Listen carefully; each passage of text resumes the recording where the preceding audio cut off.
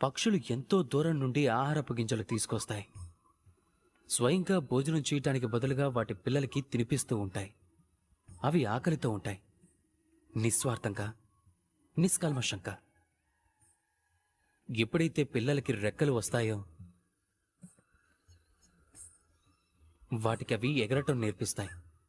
తర్వాత వాటి జీవితం అవే గడిపేలా స్వతంత్రాన్ని వాటికి అందిస్తాయి.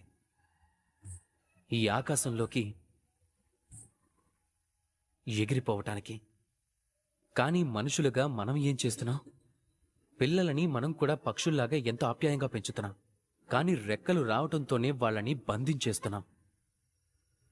ఎక్కడ వారు ఎగిరిపోతారో అన్న ముందు చూపుతో. అంటే దాని అర్థం తల్లిదండ్రులకు పిల్లలపై ప్రేమ లేదని కాదు, తప్పక ఉంటుంది.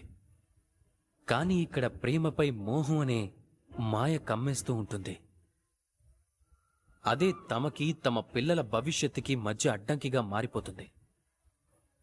మనం కేవలం జన్మదాతలం అని మర్చిపోతాం, అలాగే భాగ్య విధాతలం కాదు అని. ఎప్పుడైతే ప్రేమపైకి మోహం వచ్చి చేరుతుందో అది ప్రేమ కాదు, అది స్వార్థంగా మారిపోతుంది. అందుకే ప్రేమకి చేరువుగా ఉండండి, మోహాన్ని దూరంగా ఉంచండి. ఎందుకంటే ఎవరినైతే ప్రేమిస్తారో మనం వాళ్ళ వికాసాన్ని అడ్డుకోకూడదు.